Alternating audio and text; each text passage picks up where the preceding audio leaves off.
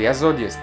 Отваряли ли сте някога хороскопа, само за да проверите дали ретроградният Меркурий няма да повлияе на срещата ви в събота? Да, знах си, че сте по-умни, но нека проверим защо някои хора го правят.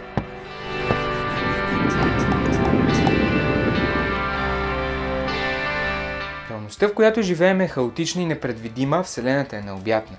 Трудно е да приемем колко малка и нищожна е нашата роля в него. Най-вероятно точно за това сме развили механизми за самозаблуда. В този епизод ще ви запозная с някой от тях. Започваме с Бертрам Форер, който е американски психолог и преподавател. През 1948 година използва учениците си като опитни зайчета и провежда много интересен експеримент с тях. Кара ги да попълнат личностен тест, а седмица по-късно е готов с кратки текстове за всеки от тях. Раздава текстовете и моли студентите си да оценят по петобалната система колко добре отговаря за всеки от тях. Средната оценка е 4,26, което означава, че текстовете доста добре отговаряли.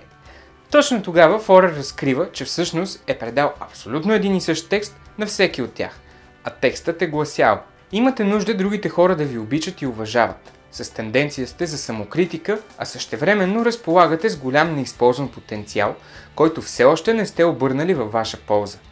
Макар и да имате някои лични слабости, като цяло сте способен да ги компенсирате. Макар отвън да изглеждате като дисциплиниран и владеещ се човек, вътрешно сте несигурен и загрижен. Понякога имате колебания дали сте взел правилното решение. Обичате промяната и разнообразието и сте разочарован, когато ви се налагат ограничения. Мислите независимо и не приемате чуждите твърдения без задоволително доказателство. Открили сте колко е неразумно да се саморазкривате пред другите. Понякога сте екстровертен, приветлив, общителен, но понякога и интровертен, предпазлив и резервиран. Някои от стремежите ви са доста нереалистични. Сигурността е една от главните цели в живота ви. Ако ви звучи познато, това е защото Форер сглобява характеристиката от хороскопите в различни вестници. Студентите са склонни да повярват в нея, защото си мислят, че е написана специално за тях.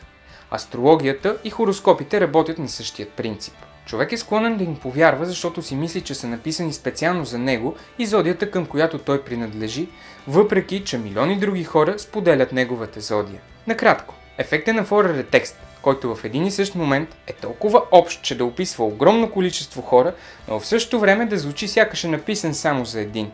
Другата причина да не им вярвате е много по-проста.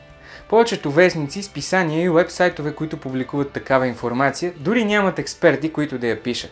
Те я копират от стари книжки с хороскопи, като единствено сменят кой текст за коя зодия да отговаря. Ефектът на Форер до голяма степен се дължи на склонността за потвърждаване.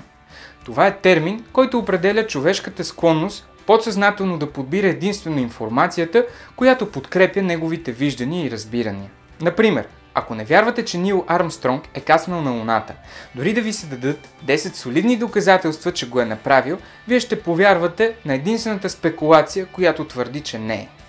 Точно за това е много важно да сме наясно със собствената си склонност за потвърждение, за да можем да откриваме и научаваме нови гледни точки и да можем да променяме личното си мнение, за да стигнем до истината.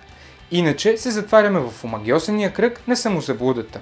Когато е отчаян и разстроен, човек иска да повярва, че нещата ще бъдат наред и всичко ще се оправи, което е съвсем човешко. Но с ефекта на Форер и склонността за потвърждаване, заедно с още няколко психологически трика, мошениците печелят доверието му и започват да се възползват от него. Прекалено много хора вярват на такъв тип информация и базират житейските си решения върху нея. Било то хороскопът на Алена, екстрасенсите от треторазредните телевизии или хората, които развалят магии и леят куршуми. Ако познавате хора, които вярват на подобни неща, разкажете им това, което аз ви разказах. Това ще им помогне да се предпазят от мошениците, които като лешояди дебнат за отчаяни жертви. Това беше всичко от мен за тази седмица. Ако искате да поумнявате с мен и занапред, задължително се абонирайте за канала. До следващия път!